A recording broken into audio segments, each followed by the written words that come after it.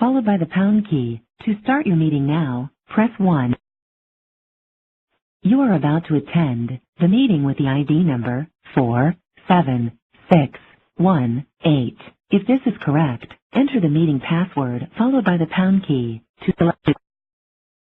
At the tone, please speak your name or location. When finished, press the pound key.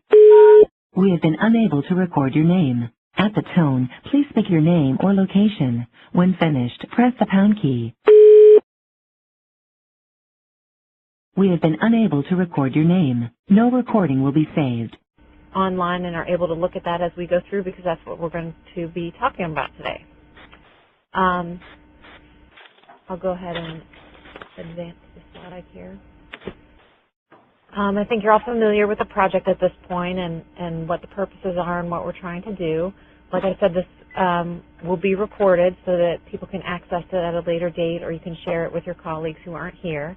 And you'll get a link to that after this webinar is over and with information about our next webinar, which will be probably in a couple months. And Sandy, did you have anything to add to that at that point? Not at that point. Okay. And so today's webinar is linking learning objectives, goal statements, and outcome measurements. And many of you are doing this already, but these are very specific items and very specific outcomes that have come out of our work with Sandra and her research over the past year that we've been doing and fine-tuning. And this is sort of the direction that we're going in terms of ODH and our funding from CDC, the RPE funds, and what we're going to be asking of our projects in the future. So it's something that we're asking folks now to pay attention to and to think about because these are the items that we're going to be asking folks to report to us on. And we'll talk more about that later. Just a reminder quickly about, you all have been on webinars before, please mute your phone. Don't put us on hold, but mute it. Sometimes when you put us on hold, we hear music and things like that. Up in the top right corner where it says feedback, there's a green box. If you see that, you can change the color if you have a question or if you need us to slow down or anything like that. I will keep an eye on that as Sandra talks. If you change your feedback color, then I'll know that you need something and I'll send you a private message or something like that.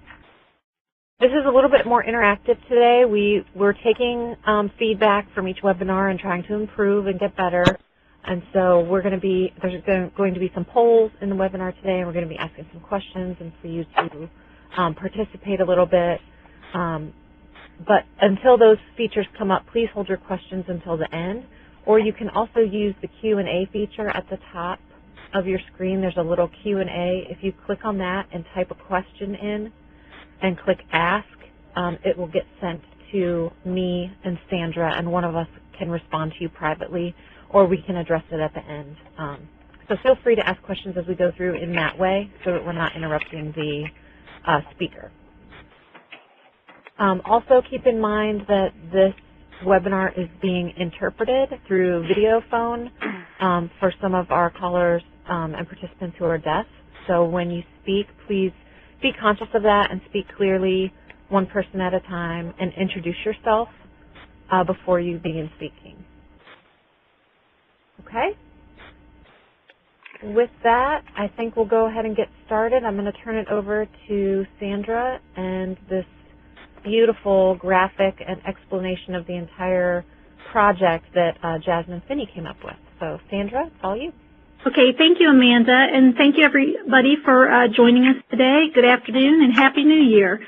This is the second of 6 webinars in the RPE Capacity Building Series. Today, we will be familiarizing ourselves with the item bank developed by the ODH RPE team with input from each of your site documents. Our goal for today is to share our expectations on how to use the item bank to link learning objectives, goal statements, and outcome measurement. But before we go into the specifics about the item bank, I'd like to offer a visual of the RPE planning, implementation, and evaluation cycle, of which the item bank is one component of the planning phase of what we visualize as a series of steps towards building evaluation capacity and primary prevention for the state of Ohio. As you can see in the graphic, step 1 is assessment, and that's the purple. That's step 1. And in our case, we have several assessment tools that we can use to help us plan our projects. The first is the Primary Prevention Capacity Assessment, which we talked about in November, and then the Needs and Resource Assessment, and a logic model that is completed with your team and stakeholders. These planning tools should be used to inform your project development through Step 2, which is the blue box, which is to analyze and discuss the results of your assessments.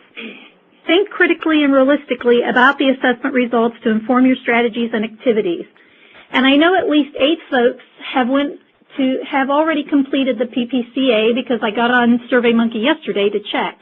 So I know there are 8 completed PPCAs in SurveyMonkey. So thanks to those of you who have already completed your PPCA. In Step 3, which is what we will focus on today, you will use the item bank to help you select items that match your prevention activities, which you will use to determine outcomes of your efforts. That's the green box. Once you review and select the items, the next step, which is Step 4, the pink box, I think it's pink, it looks kind of pink, the pink box, is to adjust your curriculum as needed to align with the outcome measures you've chosen prior to implementing your strategies and activities, which is Step 5, which is the pinkish-orange box. During the implementation, you will want to monitor and document fidelity, meaning you want to ensure that the project is being implemented as designed, so hopefully you will have the accurate data that represents your efforts for Step 6, which is a yellow box, which you will then analyze and review to refine your services. And we see this as a planning, implementation, and evaluation cycle. So each year, these are the things that you will do, because as we learn about our programs, we will make adjustments to our programs. Okay, so now that let me advance this, okay. So now that we've looked at the big picture of how we anticipate our capacity building, let's look at what we want to accomplish today. Prior to doing that, I would like to thank Jasmine Finney for her work on creating this great visual. Thank you, Jasmine, if you're online. We really appreciate it. It was something that I think everybody can just look at and see what we expect to achieve in this next year.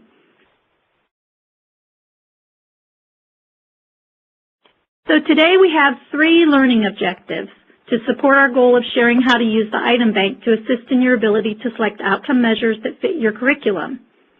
The specific learning objectives for today are, and we hope that the participants by the end of the webinar will understand the intent and purpose of the item bank. The participants will understand how to select the items based on the content areas, learning objectives, and outcome levels. And the participants will understand it is essential to review your curriculum to make sure it aligns with the item bank goals and learning objectives.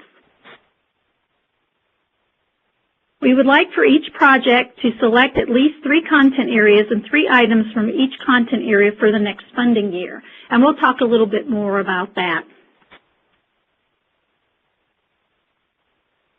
So hopefully you've had some time to review the item bank between now and when you received it in early December. So you have had some items that you may have some items that you think match your curriculum. So not to put anybody on the spot right now, but we're going to do our first poll. And I'm going to ask you all how many of you have reviewed the item bank. And remember, I can't see who's responding. I can only see the number choosing each response. So this is really low risk here.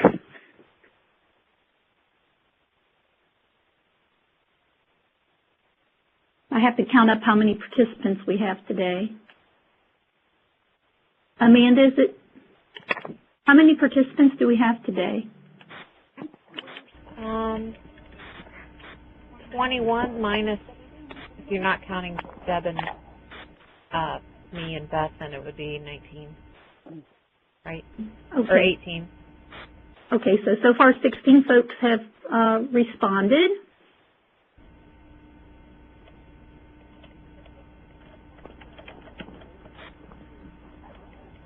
Okay, people are changing their responses. So it looks like about 10 have reviewed and 7 have not reviewed it yet. Okay. And hopefully, okay, now we've got 11 that have reviewed and 7 that haven't. We're reviewing it right now. 18 folks who've responded. Okay. So let's see. Oh, now 12. Okay, so that's 18 folks who've responded, and 2/3 have looked at it, and 1/3 have not. Okay, well, we're going to close the polling, and we're going to go back to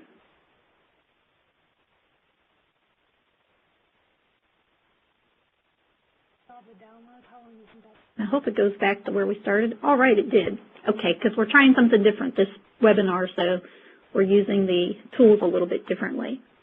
Okay, so about 2/3 of you have looked at it, and the other 1/3 have not, but I'm sure you will within the next hour because we're going to be using it. So let's talk a little bit about the item bank development. As Amanda said earlier, we've been working on this for about a year, and we started working on developing it in February of 2010 by looking at all of your evaluation tools and organizing the items in your tools by content areas. So basically we took all 20 RPE sites information, the evaluation tools that you submitted to ODH, and we reviewed all of them. We also looked at the Healthy Relationships curricula that are out there, such as those on the slides and others that are in the ODVN Evidence-Based Team Relationship Curriculum Review Guide. In addition, we looked at any measures for levels 1 through 6 of the Spectrum of Prevention literature. Once we gathered all the various measures, we sorted through them by content area and then selected those that include specifically a primary prevention focus and that we believe support best.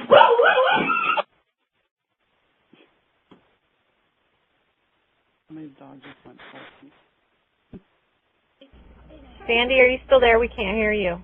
Yeah, yes, I had to mute because my dogs were attacking the mailman. Sorry about that. So I have 2 dogs, and they are pretty crazy. Okay, so then the next thing that we did was we looked at those evaluation tools and decided on the items that support best practices in stakeholder education.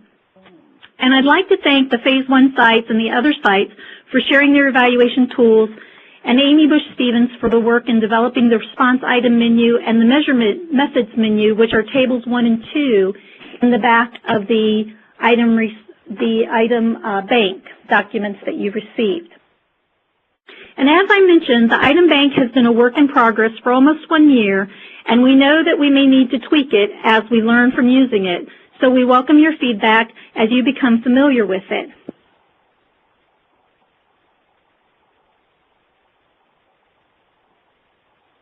I'm advancing the slide.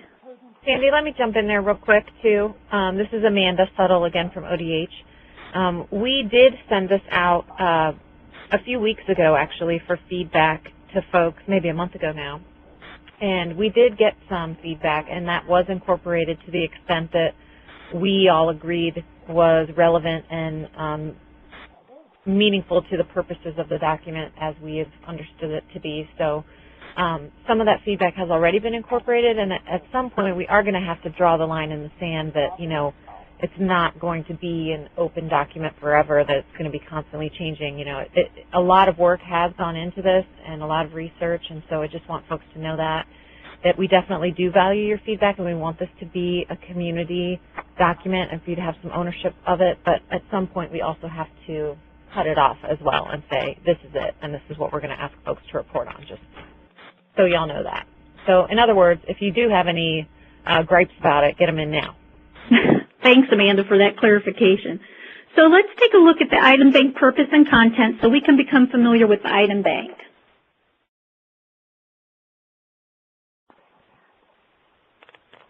The purpose of the item bank. When developing the item bank, we had very spirited discussions about the purpose and intent of it. As Amanda just said, we have been working on it for over a year. We had a lot of discussion, did a lot of literature review, and we also got some feedback from the sites, and we incorporated that feedback already into the item bank. But the primary purpose of the item bank is to move us towards standardizing the learning objectives and outcome measures across the state for those of us working in primary prevention of sexual violence and intimate partner violence. According to the literature, the primary prevention promotes healthy relationships and strengthens community norms which reject violence against women and traditional gender roles that support oppression. We also want to specifically state that we would like to move the emphasis from awareness and knowledge to skill building and behavioral change in participants when the dosage of the strategies and activities can realistically do so. In order to support change in community norms, we need to build a climate in which primary prevention is sustainable. So let's reflect on how this change might happen. And this is a quote from Raising Voices that I thought would be appropriate for us to reflect on as we think about the work that we're going to be doing here. And I can let you all read it because I know everyone can read, and then we'll just talk a little bit about it.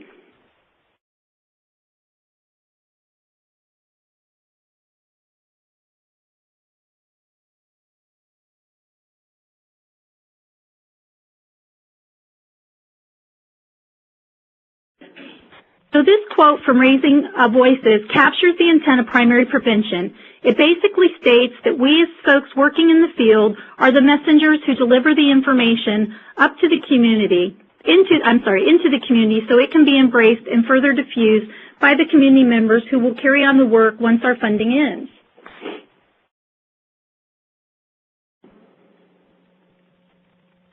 So before we turn our attention to the specific content of the item bank, I'd like us to take a look at the spectrum of prevention levels to which the item bank applies. And here what we have is we have a comparison of the social ecology and the spectrum of prevention. And the levels of the social ecology are in the dark blue on the left side, and then the spectrum of prevention is on the right side. The quote from Raising Voices asserts that organizations must work closely with institutions, individuals, and communities in order to change harmful beliefs and practices. The change agents are located at the various levels of the spectrum that must be engaged to promote holistic, sustainable changes and norms. We realize that many of you are using both the social ecology and/or the spectrum of prevention frameworks. Therefore, we thought it would be beneficial to compare and contrast them in this diagram. Much of the work that you all do is at the individual, relationship, and community levels of the social ecology that translates to the first three levels of the spectrum of prevention, since the majority of the work is in schools, working with students and school personnel. Likewise, most of the work that we do at the state level is working with service providers to offer training and technical assistance in primary prevention. So the item bank contains standardized measures that are applicable to determining outcomes at the first three levels of the spectrum prevention and at the individual and relationship level and possibly the community level of the social ecology. So if we look at this diagram or the table, we can see the individual, relationship, and community levels. And we may do some work in fostering coalitions and networks in the spectrum of prevention, which is level 4. But basically what we're going to focus on today is levels 1, 2, and 3 of the spectrum of prevention, and the individual relationship and somewhat of the community level, of the level of social ecology. Okay, so now it's time to roll up our sleeves and get into the nitty-gritty of the item bank content. So hopefully you all have the item bank in front of you, and we'll be able to work through some of the content of the item bank. So as this table shows you, the item bank includes 8 content areas and learning objectives linked to the primary prevention of sexual assault and intimate partner violence. Each of the content areas has a learning objective that directly aligns with it. For example, if you look at content area B, which is intimate partner violence and sexual violence attitudes, the learning objective for that content area is the participants will be able to identify attitudes that support gender equity and health relationships. So basically you just look at item B and then you just go to the right and look under the learning objective for the learning objective that applies to that content area.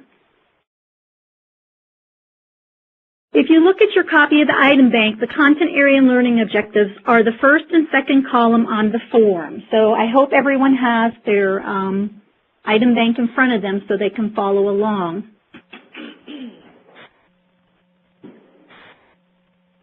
Okay, the item bank, as I said, has 8 content areas. And then each of the content areas includes a learning objective, a goal statement, an outcome level, and then the item stems and the item response categories. A learning objective answers the question, what is it that the participant should be able to do at the end of the strategy or activity that they could not do before? The goal statement, which is the third column, is similar to the learning objective. However, it is more directly linked to evaluation in that it describes the direction of change that is expected in the participant. So looking at content area D, communication, the learning objective is to demonstrate respectful communication with others, and the goal statement is to increase respectful gender and sexuality communication between students or participants. I hope everybody could follow along with that. The outcome levels, which is the fourth column, are the knowledge, attitude, behaviors, and skills in the participant that are expected to change from participating that are addressed by each item. The item stems are the partial statements or questions that elicit a response answer from the participant. So using the content area D again, item 2 STEM is listening to what others say is important to me, links to the item response category 2, which is true or false, which is an attitude level outcome.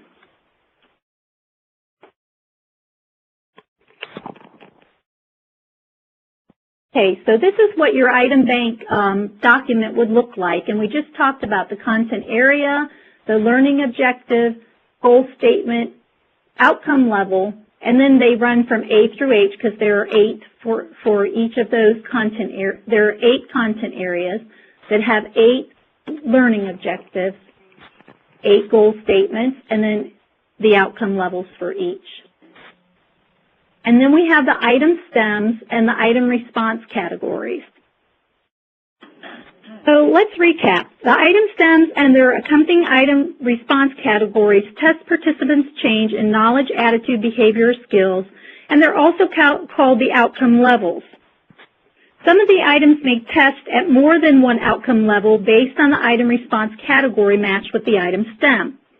For example, if you look at content area B, item 3, the item is, as long as a guy thinks he's being funny or giving a compliment, it is not a problem if he makes sexual comments to a girl. Matching with the scale from strongly agree to strongly disagree measures attitude. Pairing the stem with a true-false response changes the measure to knowledge. So I hope everybody could see that on their item bank where you could follow it across. And then what it'll have is the outcome level will be in parentheses. So it would say attitude, and then there would be a slash, and then knowledge, based on what the wording is for that item response category. Hey, Sandy, can you hold 1 second? Sure. If anyone is confused by this or completely lost, can you change your feedback color to something other than green? And I'll give you 1 minute to do that. If you are just not following this, what Sandy's saying at all, let us know now. If not, we will keep going. That's great. Thank you. You can also, again, send me, I've gotten a couple questions through the Q&A feature. Oh, we've got a couple, okay. Through the Q&A feature up top, if you want to send a private question, if there's something specific that you're not figuring out, then we can go through that again. Okay, we have 3 people that might be a little confused, Sandy, so just want to back up maybe one more time. Okay. So if you have your item bank in front of you, you'll look at the specific items. So let's just pick what we had before. which was content area B, so that should be about the second page of the item bank. And then let's look at item number 3. And the item stem states, as long as the guy thinks he's being funny or giving a compliment, it is not a problem if he makes sexual comments to a girl. Now, if you go across the page and you look under response categories, if you match that item with the scale from strongly agree to strongly disagree, that measures the attitude. That's an attitude level outcome. If you pair that stem with a true-false response, it changes the measure to a knowledge-based outcome. Does that make sense? I see some of you have changed your color. So I'm hoping that that made sense. And then the other thing that I mentioned was that some of the items, based on which response category you choose, will change the outcome level. So, and you will see that in parentheses.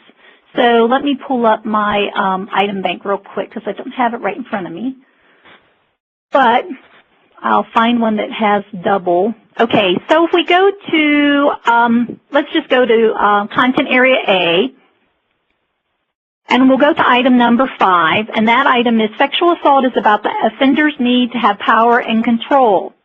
As you see there, it reads across, go right across and look for number 5 in the item response categories, and it reads strongly agree, agree, disagree, and strongly disagree, or true, false. If you look underneath it, that line by 5 of the item response categories, you'll see in parentheses attitude and then a slash and then knowledge. Attitude is the strongly agree to strongly disagree scale, and knowledge is the true or false scale. So did that help for those of you that were a little confused and weren't following me? If you're still having questions, can you make your feedback purple? And then send Amanda a specific question so we can make sure that we answer your question. That's all I'm seeing now is green. Hey, Sandy. We've gotten a couple of the same questions, so maybe you want to address it now. People are asking if they have the choice as to whether to use agree, strongly disagree, or true, false. And I see on number 5, the one you just went over, that it explicitly states that you have a choice with that. But what about the other ones? And talk about maybe why someone would choose one response category over another. Absolutely. And we're going to talk about this a little bit later as well. But the outcome measures should be matched to your dosage. Remember, we've discussed in the past how you might have different dosages based on what your participant activities are. So, for example, if you're working only say it's one 50-minute presentation at a middle school, is it realistic to choose an attitude level outcome, or is it more realistic to choose a knowledge level outcome?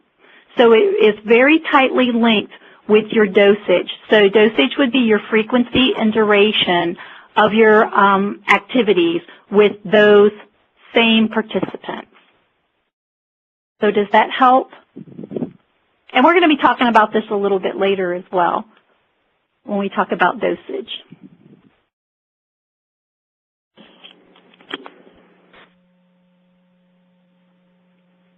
But yes, they do have the choice, but remember, it has to be paired with the dosage of their activity.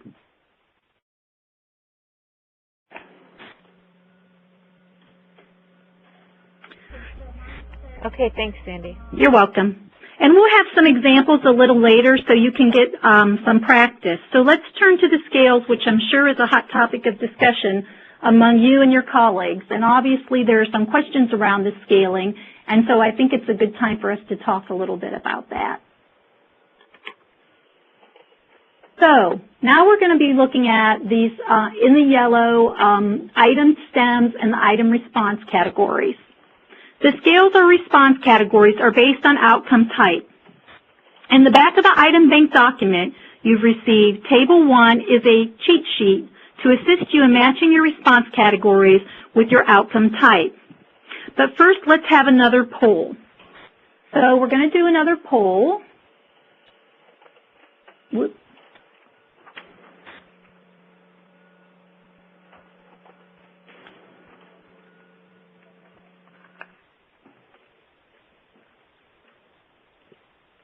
So how many of you have created scales or response categories for questionnaires? And you have 4 choices here. So fill those in. And again, remember, I can't see your individual responses. So again, this is very low risk. So let's all please participate.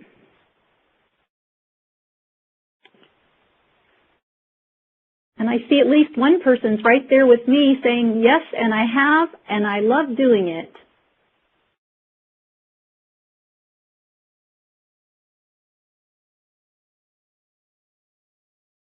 We have 15 people who've responded. I think we had 17 or 18 before.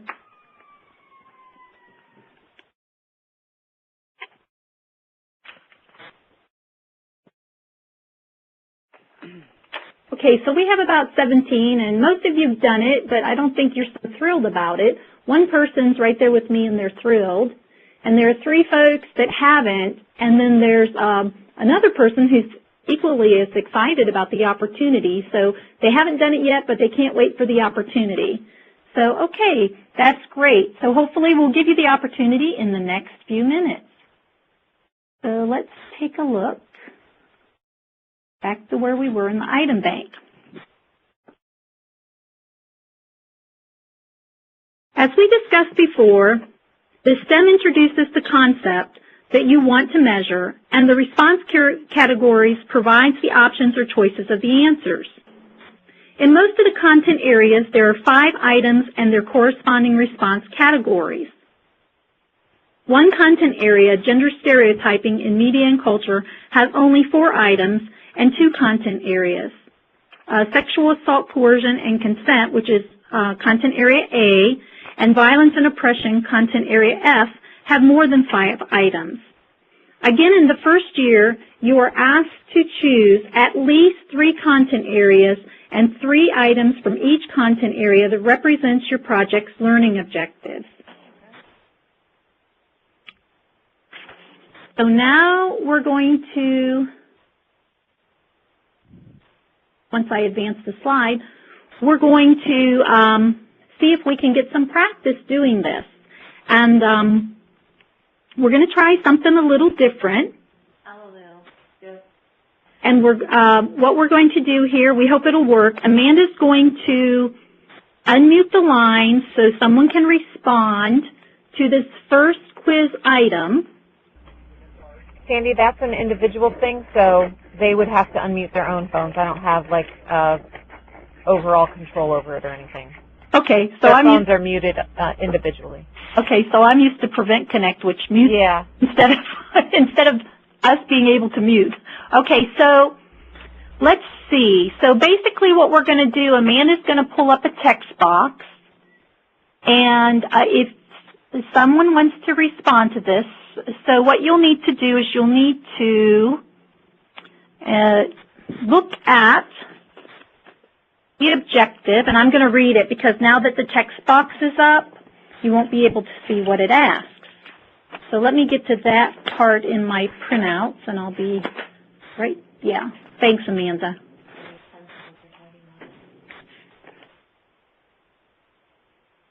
So if you take the consent items, which is item A, and Table 1 menu of response items, how could you change consent item number 2 from a knowledge level outcome to a skill level, ability, or competence outcome? So basically what we want to do is we want to look at that first category, which is sexual assault, coercion, and consent, which is content area A. And we want to look at item 2, which is consent is informed, freely and actively given, mutually understandable words or actions that indicate a willingness to engage in agreed upon activity. And currently it's knowledge-based, so it's true or false. And what you want to do is you want to change it to a skill level outcome. So what you'll want to do is you'll want to look at column 5 and 6 in table 1 for the behavioral response category, and then change the item wording stem to align it with the responses. So if you look at that,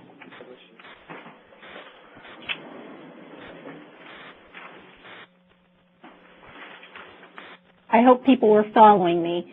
So if you look at table 1 and you read in that first line, which is the header line, the header row, and you go over and you count the response categories for outcome measurement items, you'll see next to that is awareness, then knowledge, then attitude, belief, values, then skill, ability, competence, behavior or behavioral intention, and then behavioral action. So in this example, we want to make a change to skill level. So we'll look at that 1, 2, 3, 4, 5th column, which says skill, ability, and competence, and then we can go down and see where those X's are. Those are the response categories that match that outcome level.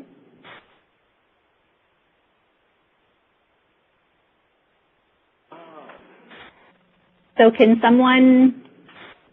anyone willing to try to make that change?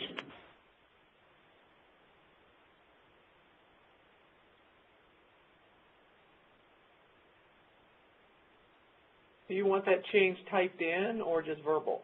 You give it verbally, and Amanda's going to be your typist today. Please introduce yourself before you speak as well.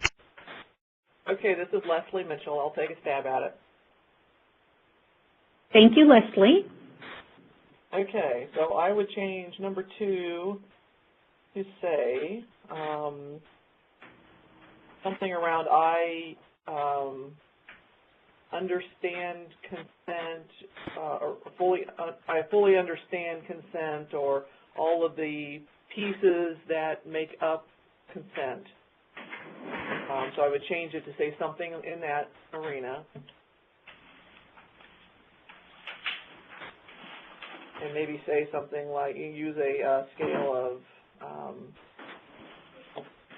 you like the very confident, somewhat confident, unsure. I would use that table.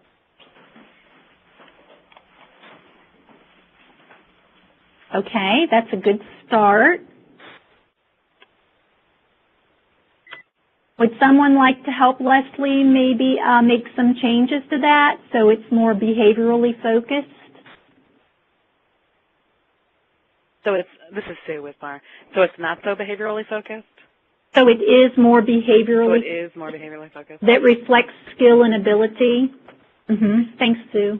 I mean, is there a value difference between future behavior or past behavior when we measure that? Like, do we see a value unless it's a pre and post test to say, when with a partner, I talk about whether we're comfortable with the sexual activity before it happens. Like, we have a conversation about our sexual activity before it happens. So I have sometimes, or not at all, very little, somewhat, very much, or. Yeah, that is a good way to change that. So you might ask a question based on what Stu said and what Leslie said is, how confident do you feel discussing sexual practices with your partner prior to or consensual practices with your partner? So how confident do you feel discussing practices with your partner? And so you might change that to very confident, somewhat confident, not confident at all. What was the rest of that scale? So you would use that confidence scale. Does that make sense? I know that was a tough one, wasn't it? I started you off with a difficult one. But I wanted to get you all talking. So you would use very confident, somewhat confident, unsure, not very confident, not at all confident. And I think that's what Leslie was getting at, and then Sue added to it by talking a little bit more specifically about skill and ability versus understanding, because understanding would get a little bit more back into knowledge and awareness, I think. All right. Any other questions on that, or would anybody else like to add to that? Okay, great. Thanks, Amanda. Kudos to Amanda and her commentary on the note-taking. Yes, thank you. Well, we have 4 practice items altogether, so at least 4 folks will have an opportunity to respond. And I think once you get the first one out of the way, it becomes a little bit easier and less... Oh, thanks for the music. And let's see how we can do with the second one. Okay, the second one, and now that you've been able to navigate a little bit your item bank and be able to look back at that table, that's what we want you to do. We want you to get accustomed to using the item bank and looking at the specific information in those tables. So, okay, item number 2, using the violence and oppression item 1 and table 1 menu of responses. So let's go back to our item bank and look up violence and oppression, which is content area F. And we're going to look at item 1, which is, I want to help promote equality and reduce racism and prejudice. How could you change item 1 again from an attitude level outcome to a skill level outcome? Look at table 1 and find the columns for skill ability. Whoa, Amanda already moved. Okay, so once somebody looks at that, looks at table 1, then unmute your phone and Amanda will do your typing for you. This is Stephanie. Yes, Stephanie? I would suggest saying something like, I always confront racist or prejudiced comments and change it to one of the sometimes, always, never.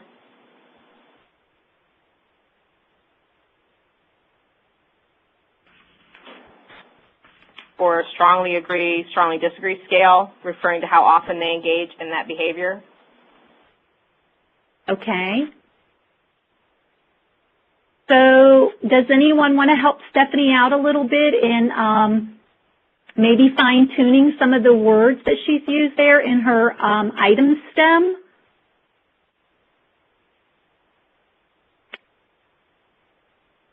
Her item stem says, I always confront racist or prejudiced comments. And then she's used the response categories, sometimes, always, never. Well, I think that, this is Sue. Sorry, Amanda. The always can be taken out just because that's what you're measuring. Good. So I confront racist or prejudiced comments, maybe with an environment that you're in, like at school or at faith-based organization or wherever we are, if you want to make it environment. So making it environment specific, so your context specific. And taking out always. Okay. So then what the statement that we would end up with, or the item stem that we would end up with, is I confront racist or prejudiced comments in school. And then we would keep the same response categories. This is Sue. Yes, Sue? For item STEM number 1, that's I want to help. So if we wanted to capture not the past action, but future action, like a pledge sort of question, like I pledge to be an ambassador for equality and racial tolerance or something at my school, which would be a forward behavioral intent.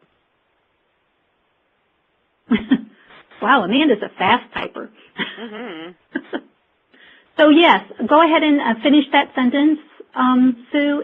Right now we have, I pledge to be an ambassador that promotes equality and racial equality, or a stammer at my school. And then what would your response category be for that? It would be like a signing or a true-false, but not the true-false knowledge kind, but do you agree or not agree? But because it's the pledge thing. Oh, okay. So that's a different kind of, like measure that you would use as a pledge. So we couldn't have that on the evaluation. That wouldn't be very likely. Yeah, we probably wouldn't use that on an evaluation tool. But we could use something that said, I feel confident after, participating in this program, confronting prejudice comments in my school, or promoting equality in my school. So that would get more to that skill level. Or how confident do you feel? And then you would use the somewhat, very confident, not so confident, that scale. Does that make sense to everyone? If it doesn't make sense to you, turn your feedback color purple. There. Okay, it looks like everybody's feeling pretty, oh, I saw a blue. What does blue mean, Jamie Smith? Speed up. Oh, okay, Jamie Smith. I don't think I can talk any faster.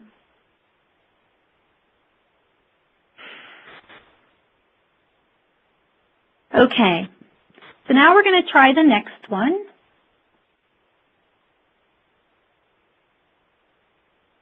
Okay, so the next one is using the violence and oppression item 1 and the table 1 menu of response items. How could you change item 1 to a behavioral item outcome?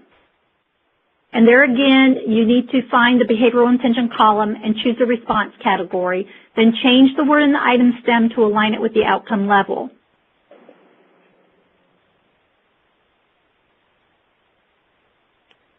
So we're back in the violence and oppression. Oh, we just did that one though, didn't we? Yeah. Okay, so let's go to the next one. Sorry. Okay, using the IPV-SC attitude items in Table 1 menu of responses, how could you change item 5 to directly link the outcome, whether it's knowledge, attitude, or behavior skill, to participation in the program? Look in the first column for language that links the outcome to the program and change item 5 accordingly, is your hint.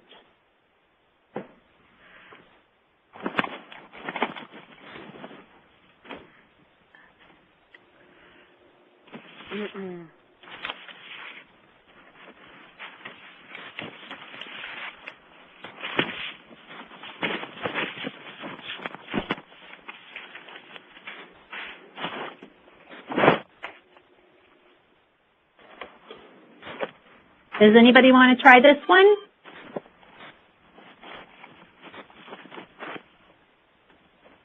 Hi, this is Nancy. Can you hear me? Is our phone unmuted? Hi, Nancy. Yes, we can hear you. I'm sorry, we had real technical issues accessing this, so we came into it very late. So I'm trying to follow you. Lydia and I are trying to follow you. We're just getting the grasp of flipping through all these pages. Is it possible to go back to the question? Sure. The question is for this quiz, which what we're doing right now is we're looking at the item stems and outcome levels. So using the IPV-SV attitudes items and Table 1 menu of response items, how could you change item 5 to directly link the outcome, whether it is knowledge, attitude, or behavior skill, to participation in the program? So we want to look at the IPV-SV attitude.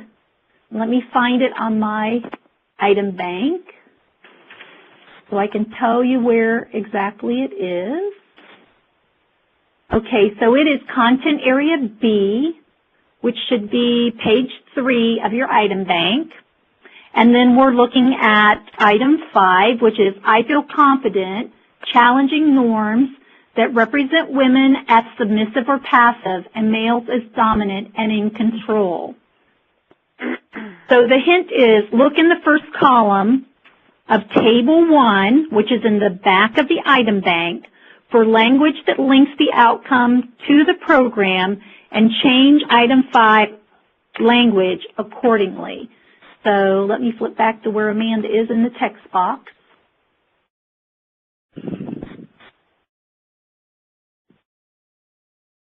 So can we get a volunteer to do this one?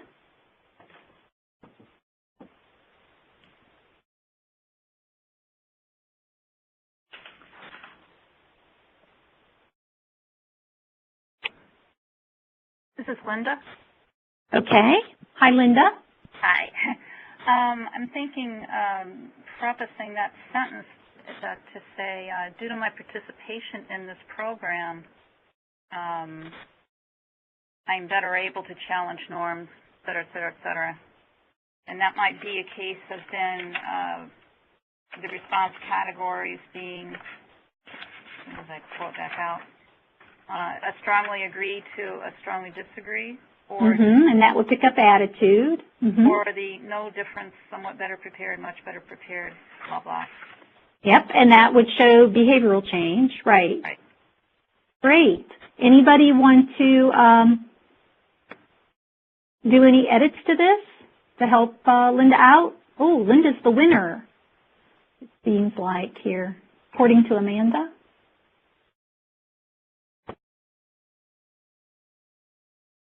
Well, thank you for being brave and participating in our practice.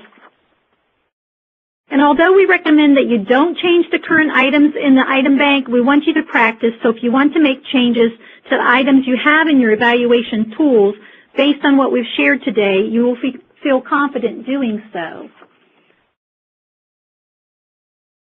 So now that we're all experts in crafting items and outcome measures, let's look at how to use the item bank step by step. Okay. So basically, the first step in the item bank is looking at what you've done as far as your assessments with your team. So hopefully by now you've completed your PPCA, that's hard to say, your primary prevention capacity assessment, and you've taken a look at it with your team members. And while completing the PPCA, you reflected on your prevention strategies and activities, which include stakeholder education. In particular, your program characteristics section and matching program with people or with your population of interest section of the PPCA reflect your self-evaluation of the characteristics, which include promotion of protective factors, sufficient dosage, and appropriately timed activities. Looking at these items along with the results of your needs and resource assessment and logic models will help you decide which strategies and activities you will choose to begin integrating the item bank outcome measures for systematic data collection. The items from the item bank can be used as pre-post test measures that are directly linked to a primary prevention focused curriculum that is developmentally appropriate and based on your program dosage.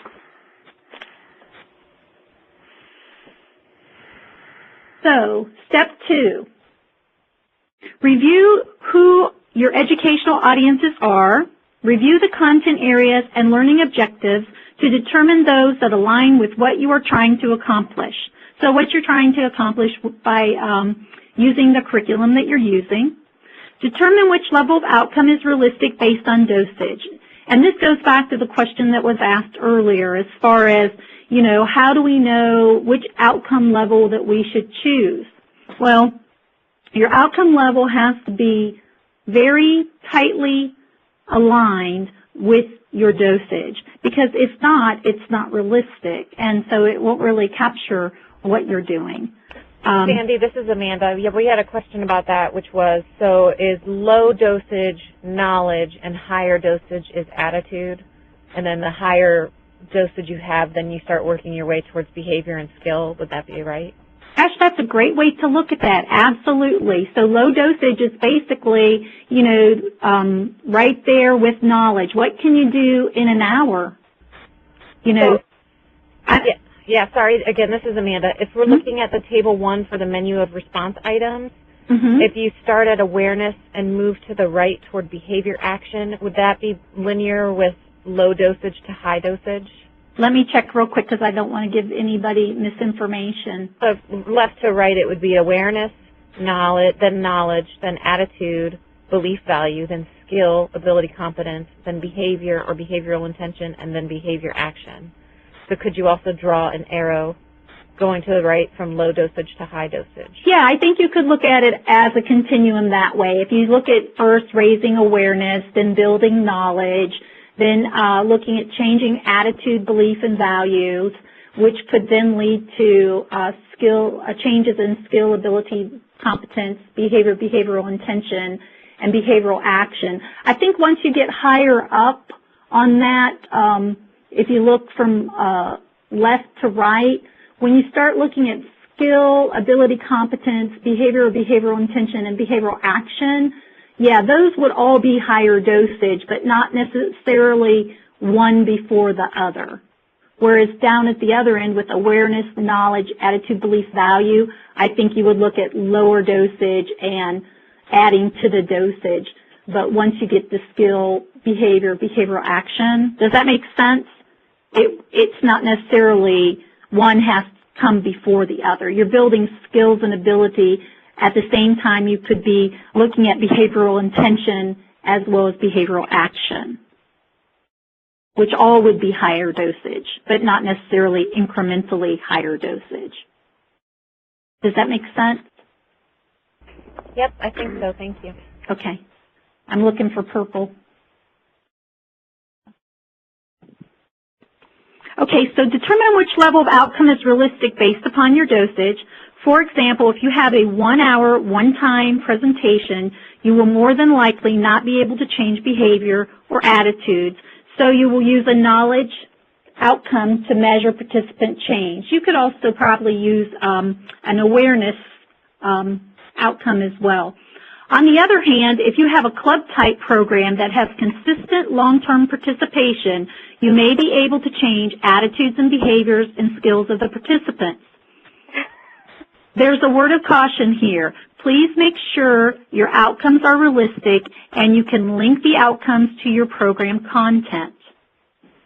You can start with your existing curriculum, or you may decide to use a new curriculum and make changes so that the item bank measures that you choose link directly with your curriculum. So let's take a look at what step 3 would be then. So step 3 is decide what learning objectives you want to prioritize for your project. Once you look at your curriculum, decide on what outcome levels are realistic. You can decide what learning objectives you want to prioritize for your project.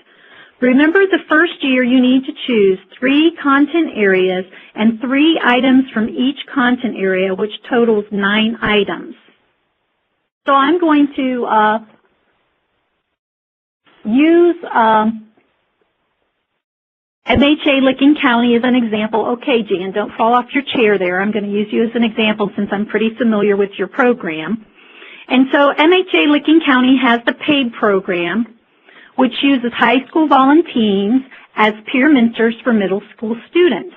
The PAVers, as Jan calls them, start working with 6th grade youth, and each year in middle school has a specific topic focus. In 8th grade, the topics include diversity, anger management, and sexual assault. So Jan might want to focus on the learning objectives for the 8th grade program to start to integrate items from the item bank in the upcoming year. One of the learning objectives is to increase student understanding of diversity, prejudice, and stereotypes and how they are linked to hate crimes. So, looking at the item bank, this paid learning objective most closely aligns with content area E, which is gender stereotyping in the media and culture, and content area F, which is violence and oppression. Looking at these two content areas, Jan would then decide if she wants to focus more on the learning objectives associated with content area E or the learning objectives associated with content area F. Based on this decision, she would move to the next step, which is step 4. Can I comment, Sandy? This is Amanda again on that before you move forward. Absolutely. So on that step, if you are looking at your curriculum and deciding which content areas it covers, and you are seeing that you don't think that your curriculum is touching on 3 of these content areas, then from our perspective at ODH with these funds and this project, then there's something missing from your curriculum and not missing from the tool. So we think that it's pretty comprehensive, and obviously you can add your own evaluation questions under these content areas. They probably should fit. But what we're asking you to do is to look at your curriculum and in the content areas that match what you're already doing, selecting these questions and plugging them into your existing evaluation or creating a new one. Because these are the items that we have researched and found valid and all of that. So if you're not seeing your content in these content areas, then you need to beef up your content, is basically what we're saying. Hope that makes sense. Great. Thank you, Amanda. Crossover is possible. Okay, so step 4. Let's choose the items from the item bank. In the first year, as we said, you choose 3 of the content areas and then 3 items from each content area for a total of 9 items. Be sure that the items match your outcome level. Decide whether you want to adapt your existing tool or replace it altogether. Remember, you can develop other items based on what you've learned today and the tools we have provided, but you have to use at least 9 of the items out of the item bank. Remember, the outcome level you choose needs to be realistic and based on the frequency and duration of your services. I'm going to look at this plate. Whoops, sorry, not there yet. Okay, so those are the 4 steps in using the item bank. Let's look at some tips the RPE team has put together on selecting items. Great. Okay, these tips on selecting items are the questions that you should ask yourself before you select your items. So before you choose, ask, does this item fit the learning objective for my participants?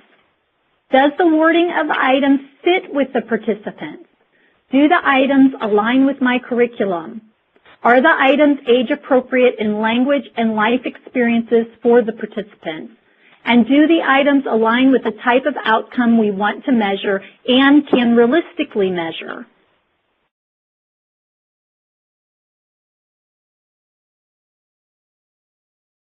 Okay, the next step, the next set of tips is on questionnaire layout. And I've looked at pretty much all of your evaluation tools, and you know, there are some really good things that I can say about the evaluation tools that I've looked at. But we're taking this focus a little bit differently, and we're trying to move some of the language more clearly towards healthy relationships and a primary prevention focus. So we want to just stress that, as Amanda said, to make sure that you can align your curriculum with the language that we're using in the item bank. So let's look at questionnaire layout. We want to make it attractive with plenty of white space. We want to group the questions by theme or focus. Put your most important items at the start, which means put those outcome items at the start right underneath your identification information. A lot of times what I'll see is the QA questions go up front, like, was the presenter organized? Was the presenter clear? And those are not really outcome-based measures. Those are what I call quality assurance questions. So you can put those at the end if you even need them. You should be able to determine whether or not that presenter was effective by the outcome measures that you get. Use a font that's large enough and simple enough to read easily. Don't break questions across the page. Leave plenty of room to write for the open-ended items. A lot of times I'll see a question posed as an open-ended and then there's one line. I write really large, so one line's not enough for me. Provide navigation cues as needed, meaning if you want if there are items on the back of a page, say turn page over on the bottom of that page. Make the form easy to read for the person doing data entry. Sandy, this is Amanda again. Just to be clear, when you say never break a question across a page, do you mean like from page 1 to page 2? Yeah, exactly. Okay.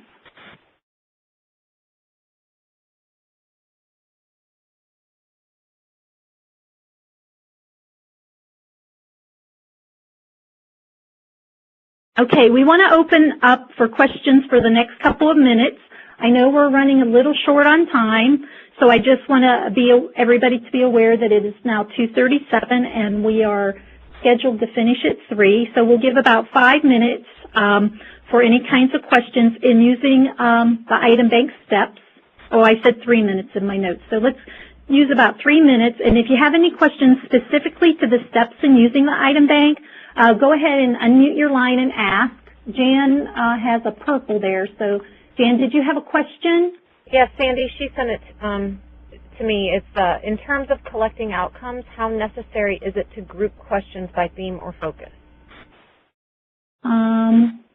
I think it's easier if you group, when you say theme or focus, it might be easier for the respondent if you group them, say if you're asking specifically about items on violence and oppression, you might want to have those grouped together. And then if you're asking other questions about communication, you might want to group those together as well. I just think when you're working with teens especially, when the way their minds work, it might be easier for them to answer those on violence as a group and then those on communication as a group. But I'm not sure that there's a clear science on that, Jan. Did that answer your question? Because I'm seeing you're still purple. I'm good. Okay, thanks, Jan. Thank you. Any other questions about using the item bank steps?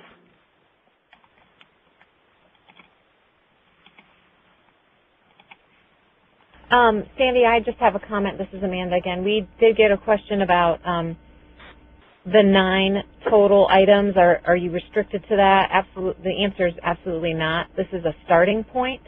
If you are comfortable using more than 9 of the items from the item bank and incorporating them into your evaluation, that's wonderful.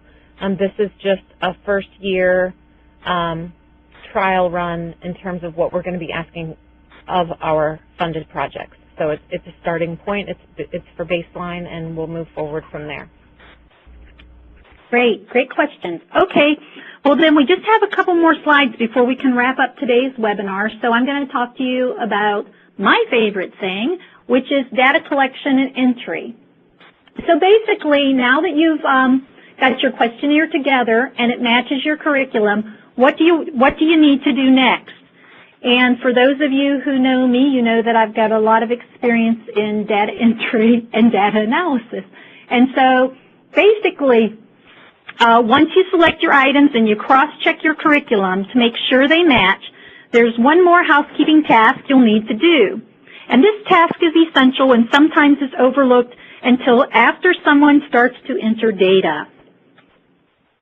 So basically what you'll need to do is you'll need to make sure that you change your data entry system to make sure it matches your new evaluation items. So if you're doing a pre and post test, as I know some of you are, you have to have a way to link your pre-post tests. Some programs will link by individual to measure individual change, and others link to classroom or group to measure group change. Most programs use a unique identifier, which is a combination of numbers or letters that match the pre and post test for each respondent. Another option that some projects are turning to is using a retrospective pre-post test. This method relies on the respondent's recall and can be effective when you have limited time for administering pre- and post-tests. And we'll talk a little bit more about this option in a later webinar, but I wanted to mention it to you in case some of you may want to look up information on it on your own. But basically, the tips for data collection and entry is when you select your items, make sure to change your data entry system to match the new items, and have a method for linking the pre- and post-test results to the individual if you intend to measure individual change. If your intent is to measure overall classroom or group change, make sure you have a way to link the pre- and post-test results to the classroom or group.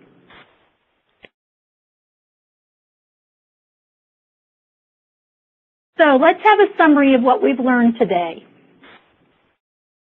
The item bank's purpose is to standardize measurement across RPE sites and support a primary prevention focus. For the upcoming year, each site should choose 3 content areas and 3 items from each content area that you will include in your evaluation questionnaire. You want to make sure your curriculum and content areas and the items match so they are an appropriate measure of the content you teach. Make sure the outcome level is realistic for the frequency and duration of the activity. So make sure you look at knowledge, attitude, behavior, or skill and determine which of these outcome levels is appropriate for what you're doing. Make sure your data entry system matches your evaluation tool, and if you are doing pre-post tests, that you have a unique identifier. And also, feel free to ask for help. The ODH RPE team is here to help you, and I know Jasmine spends a lot of time working with the various sites, and she is more than happy to help. So are there any questions on anything that we discussed today? Yes, Sandy, this is Amanda again. I got a question from Stephanie and from Stephanie Day, and we have talked about this before in doing needs assessments in the deaf community in that Likert scale. Yes. There doesn't seem to be as much understanding of a longer Likert scale, like always, sometimes, somewhat, and it's mostly narrowed down to just 2, like agree or disagree. And so her question was, how important is it to use all levels of the possible responses? Can we shorten them, like always, sometimes, never, as opposed to having all 4, always, sometimes, seldom, never, or a Likert scale of 1, 2, 3 versus 1 through 7? I think it would be great for us to have a conversation specifically with Stephanie, because I know that we've had that, we've considered that, and I'm not an expert in with that community, so I really think it's important for us to have a talk with Stephanie and make sure that we're aligning those. Linda, with the non-deaf community, then, are you saying that we really should use the broader scales? Yes. Yes. And what I've done too, and you'll see it in the scaling, as I've taken out things like unsure, no response, those types of things, because they're really not useful when we're doing outcome measurement. So we've already cleaned out some of that noise, as I would call it, when I'm doing data collection. So, but I think in Stephanie's case, we really need to have some more conversation around that. Okay, thanks. This is Amanda again, and we have a couple of questions specifically for us at ODH about these requirements, whether these new questions will be used for this current year that we're in right now or the new year, the competitive cycle starting in November. So I'm going to let Deb speak to that. So hi, this is Deborah. Hopefully you can hear me all right. I'm a little further away from the phone. Can everyone hear me? Yes. Okay. So we are asking that people use this minimum of 3 questions from 3 of the content areas in this year. And that was actually something we had asked people to do last year, if you remember. We kept putting off because we were working on getting it right. So this is what we have already told people to expect that we would be asking for you to do within this year. The reason for it being limited was because we know that it is, kind of putting it into the year that's already in process. But we do want to start getting some experience of using it and get your feedback about it. And if there is feedback, like Amanda said, we are going to be closing it for now, but in the future, in future years, we might incorporate feedback from the experience of testing it this year to what we require people to do in future years. But this is exactly what we've been talking about for about a year and a half now, and it's just finally ready to go out. Okay. Was there another question, Deborah, or those were the two? Nope, those were the same questions. Okay. Awesome. We can, if people have a minute, if you have more questions or comments about that, you can either bring them up now, or if you want to talk to us individually, we'd be glad to talk with you about it. I mean, I guess the other question would be where you use these, and I don't think we're saying you have to use them for every curriculum you use. If you're using multiple curriculums, it's only for one curriculum. So you could, if you're concerned about this, you could look at the different programs that you have and pick the one that you think it would be the best fit for this year. And in future years, we might require it for everything, but for now, we're starting with one curriculum and then the 3 questions. Thanks, Deborah, for clarifying that, because I don't think I was clear about that part of it. Okay. Any other questions? Okay. I also wanted to take this opportunity to remind you about the next webinar, and the next webinar is going to be Developing Logic Models for Program Evaluation, which I think we're going to try to schedule in March. And this webinar is going to walk you through the steps for formatting logic models using the SMART framework and identifying ways to use the logic model for program evaluation, specifically outcome measurement. So stay tuned for the date and time for webinar 3. Okay, so now it's your turn to evaluate how we did today. So we're going to do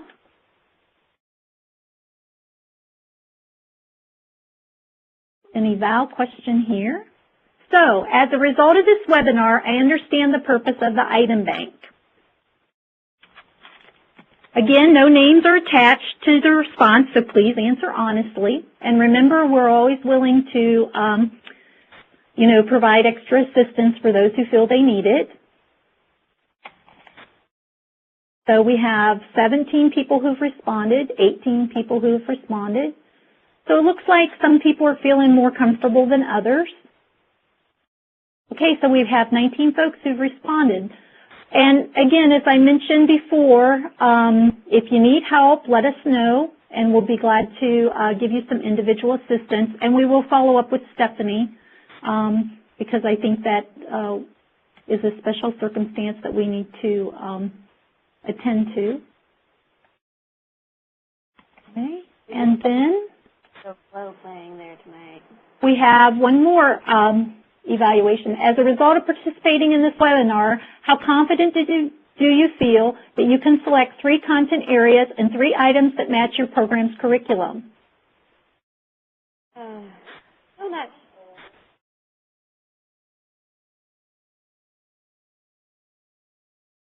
Really? So now we've got 11, 5, that's 16, 17 folks. I think we have one more person that needs to respond. So it looks like pretty much everybody except maybe one person is feeling confident. Not a club person, so if it's a club. So again, can't tell whether it's a club or not. So again, let us know if you need extra technical assistance, and we'll be happy to help you. Okay.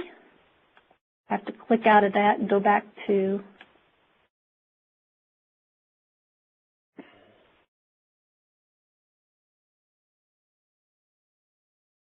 And as always, I try to put in some resources at the end to help you if you need them. I've compiled a list of resources for you to help with questionnaire development. And one resource that's in the works that I'd like to mention is an evaluation toolkit that Amy Bush-Stevens from Delta and I are working on.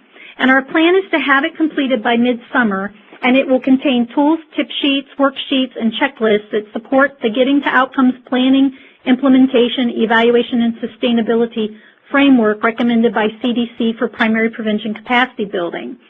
And currently, we're looking for some peer reviewers. So if you would like to help review for this project, please let me know.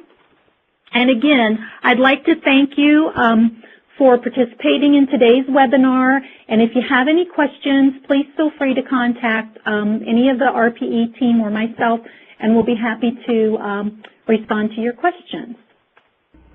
Amanda, do you have any parting words? No, just thank you everyone for your time and have a great day. Thank you.